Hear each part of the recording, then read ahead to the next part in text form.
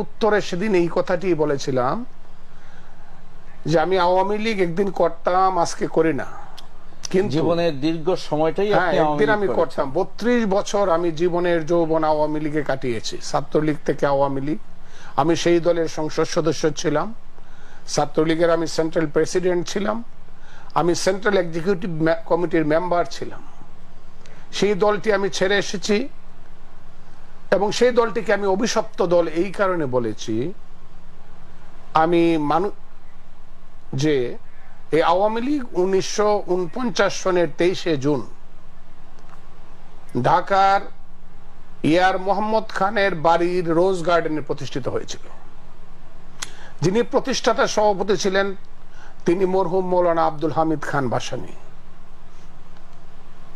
তিনি আওয়ামী লীগ করে মরতে পারেন নাই।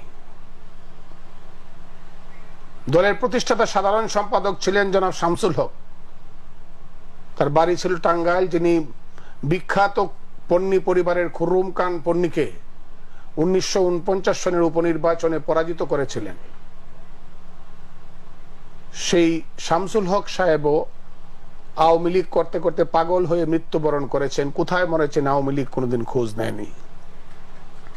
আমি দীর্ঘ কথা বলবো না, শুধু এই কথাটুকুই বলবো, এই আওয়ামী লীগ যখন বিপদে পড়েছে, বিশেষ করে 6 দফা দেওয়ার পরে আওয়ামী লীগের সমস্ত নেতারা যখন জেলে ছিলেন, তখন যে একজন ভদ্র মহিলা আওয়ামী লীগকে মায়ের আদর দিয়ে সারা বাংলাদেশে ঘুরে ঘুরে আওয়ামী লীগের কর্মীদেরকে আশ্রয় দিয়েছিলেন, উজ্জীবিত করেছিলেন, তার নাম ছিল আমেনা বেগম। সেই আমেনা বেগম পর্যন্ত আওয়ামী লীগ করতে পারেননি। এমনকি যিনি জীবনের যৌবন কাটিয়েছেন কারাগারে, তিলে তিলে আওয়ামী লীগকে গড়ে তুলেছেন, এবং যিনি মুক্তিযুদ্ধের সময় প্রধানমন্ত্রী ছিলেন, যিনি না হলে হয়তোবা মুক্তিযুদ্ধ এত ত্বরান্বিত হতো না, সেই জনাব তাজউদ্দিন আহমদও কিন্তু আওয়ামী লীগ করে মরতে পারেননি।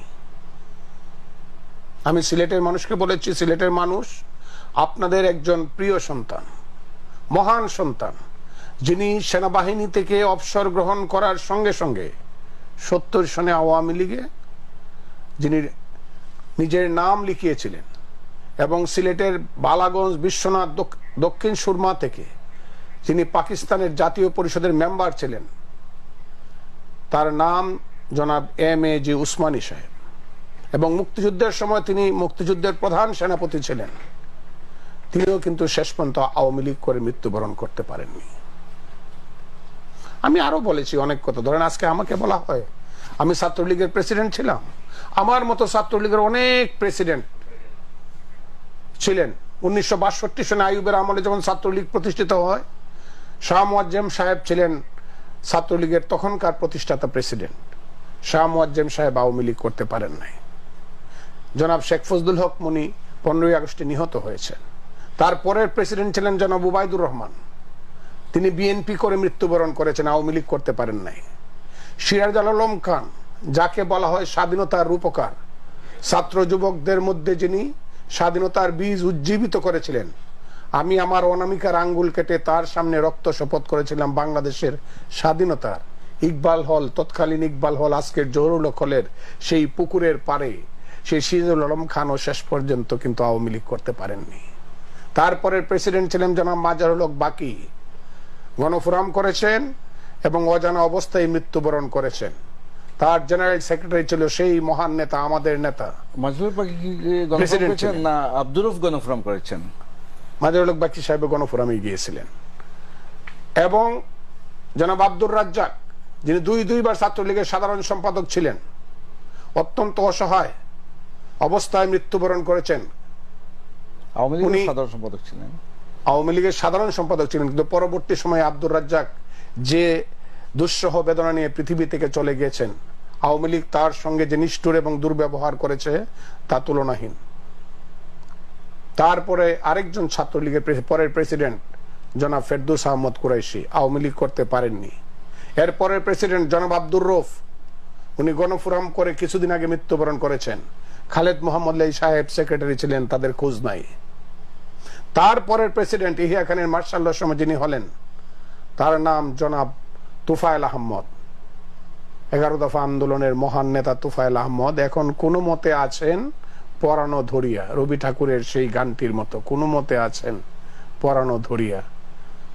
না থাকলেই হয়তোবা রাজনীতি না থাকলেই হয়তোবা ভালো হতো, আমরা তো অন্তত মনে শান্তি পেতাম যে আমাদের নেতারা অপমানিত হচ্ছেন না। তার সাধারণ সম্পাদকের নাম জনাব আসম আব্দুর রব, আওয়ামী লীগ করতে পারেন নাই। তারপরের প্রেসিডেন্ট জনাব নূরে আলম সিদ্দিকী, যার বক্তৃতায় পদ্মা মেঘনা যমুনার ঢেউ থেমে যেত, সেই নূরে আলম সিদ্দিকী আজও জীবিত, কিন্তু তিনি কিন্তু আওয়ামী লীগ করতে পারেন না। সাধারণ সম্পাদক শাহজাহান সিরাজ আওয়ামী লীগ করতে পারেননি। স্বাধীনতার পরে প্রেসিডেন্ট বঙ্গবন্ধুর ভাগ্নে জনাব শেখ শহীদুল ইসলাম, তিনি কিন্তু এখন জাতীয় পার্টি করেন, তিনি আওয়ামী লীগ করতে পারেননি। তার সাধারণ সম্পাদক আব্দুর রশিদ এম এ রশিদ কোথায় আছে কেউ জানে না, কোনো খোঁজ নাই। তারপরের প্রেসিডেন্ট মনিরুল হক চৌধুরী বিএনপি করেন, সেক্রেটারি